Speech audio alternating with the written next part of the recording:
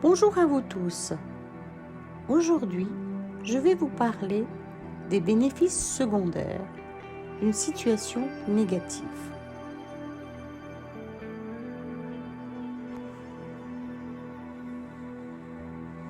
Prenons l'exemple d'une maladie. Vous êtes malade, vous avez une maladie dite grave, vous ne pouvez plus aller travailler, vous n'êtes pas forcément très bien,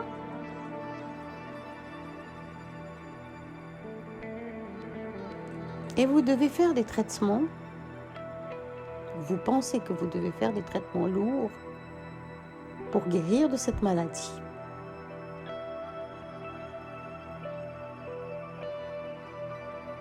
Je ne vais pas parler aujourd'hui de la maladie elle-même. Là n'est pas mon objectif. Mon objectif est de vous parler des avantages que vous confère la maladie elle-même. Quand vous êtes malade, que faites-vous? Vous prenez du temps pour vous. Vous allez voir le médecin. Vous vous faites mettre en arrêt de travail. Vous faites des traitements plus ou moins difficiles, plus ou moins agréables.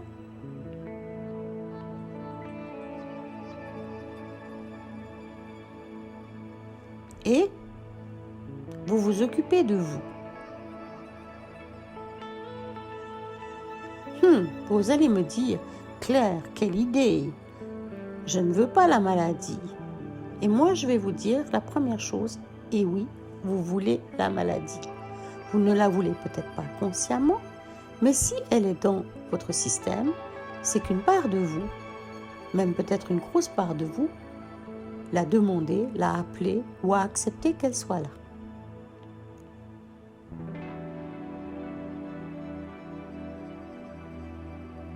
Le premier bénéfice secondaire, c'est celui-là. La maladie vous permet de vous occuper de vous, de prendre de la distance de votre lieu de travail, par exemple, ou de votre famille, ou de votre mari, ou de la société, et de vous occuper de vous.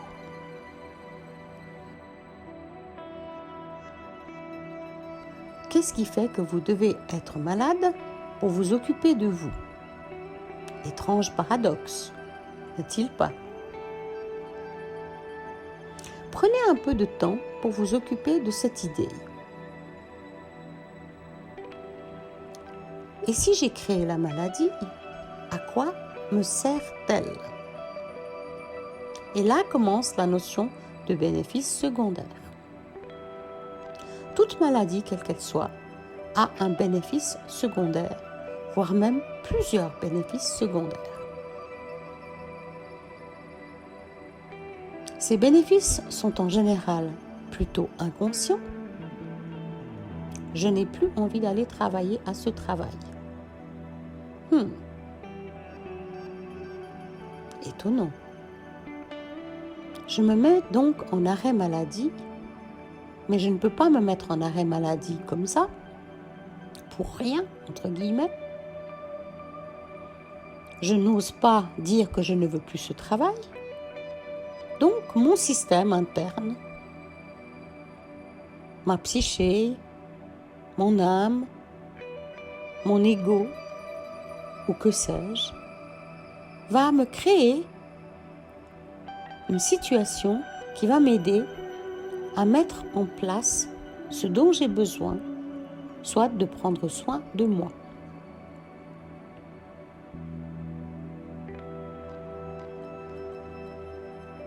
Et la prise en charge de moi-même n'est pas toute simple.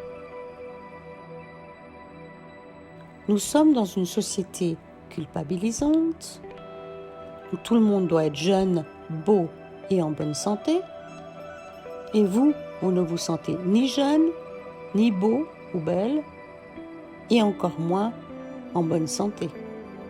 Vous n'en pouvez plus. Vous tournez comme une toupie. Vous êtes en colère. Vous ne supportez plus rien. Vous prenez quelques vacances, 1 semaine, 10 jours, et le cirque recommence dès que vous avez repris 24 ou 48 heures plus tard, et patatras, alors que tout semblait aller à peu près ok, vous vous découvrez une boule dans le sein. La peur, la difficulté, courir chez le médecin, vous pensez que le problème, il est à l'extérieur de vous. Mais enfin, vous allez pouvoir arrêter ce cirque et ce cycle infernal d'aller travailler ou de vous occuper des enfants ou que sais-je.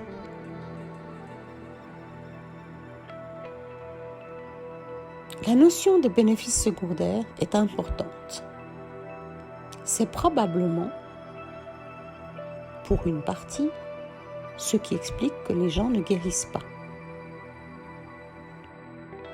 Qu'ils ne peuvent pas retourner à l'ancienne situation ayant traversé une crise, soit la maladie, et qu'ils ne sont pas encore conscients de ce qui se passe à l'intérieur d'eux.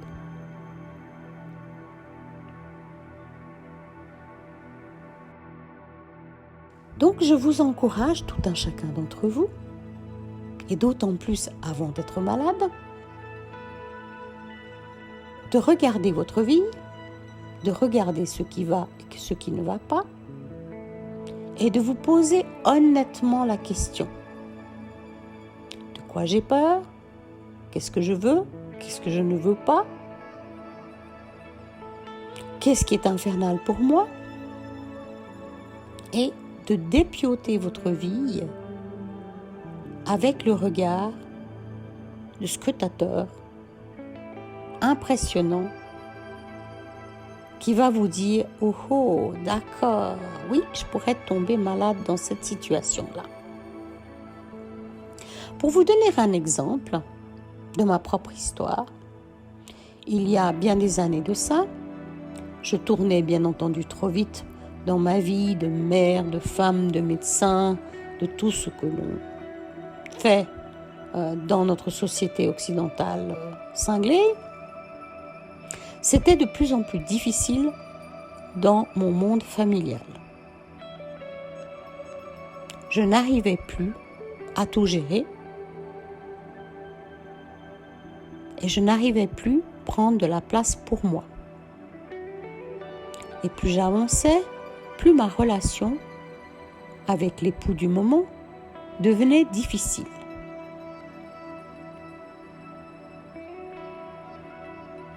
Mais vraiment difficile. Un dialogue difficile, beaucoup de colère, beaucoup de difficultés dans le couple. Et à un moment donné, j'ai regardé ma vie en face, en me disant « Attention, attention, Claire, tu vas te retrouver à la place de tes patients, malade ou peut-être morte. »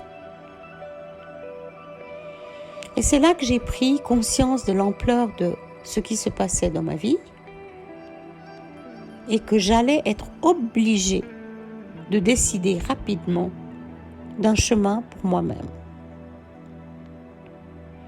Avec toute la difficulté que ça représente de dire si je vais tomber malade, tout le système va s'écrouler. Si je décide autre chose, peut-être que j'arriverai moi à maintenir quelque chose de ma propre histoire pour continuer ma route en tant qu'être souverain. J'ai donc été poussée, avec un peu d'aide de mes guides et des circonstances du moment, à quitter le mari avec qui j'étais.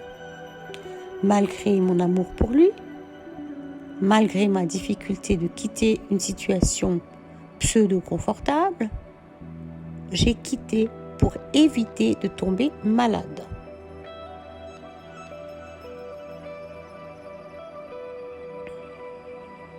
Et je vous assure, bien entendu, je ne peux pas vous dire avec certitude que je serais tombée malade, mais je le sentais au fond de mes tripes.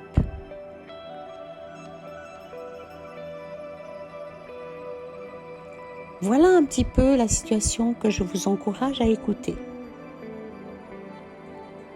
Et une fois que vous avez pris conscience de tous ces bénéfices, qu'est-ce que je peux mettre en place pour être souverain, pour décider ce qui est le mieux pour moi en tant qu'individu souverain?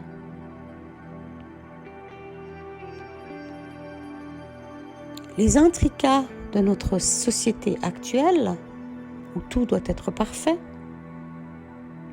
où vous devez être un super homme ou une super femme, sont difficiles au niveau de l'individu.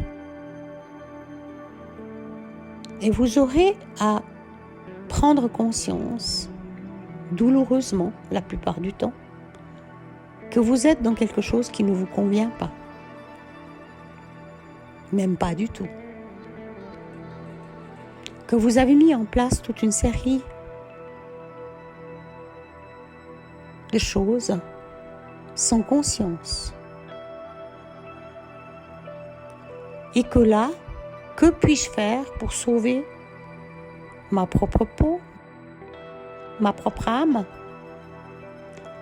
et sauver éventuellement une partie de la situation, très certainement pas le tout. Et commence le chemin de dépiotage, de regard et de scrutin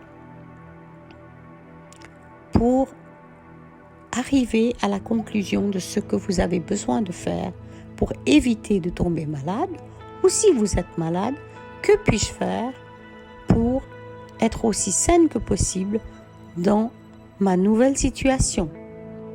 Quitter définitivement un travail qui ne vous va pas, quitter un mari qui ne vous convient plus. Et je vous rappelle que vous pouvez l'aimer de tout votre cœur. Il peut ne plus vous convenir. Plus difficile encore, que puis-je faire avec des enfants que je n'arrive pas à gérer et que je ne sais plus comment faire avec? Reste une difficulté majeure pour la plupart d'entre nous. Mais trouver des solutions où il y a le moins de dégâts possible, ces fameux dégâts collatéraux. Mais vous ne pourrez pas faire une omelette sans casser des œufs. Et quand vous regardez votre situation d'une manière bienveillante, vous allez trouver des solutions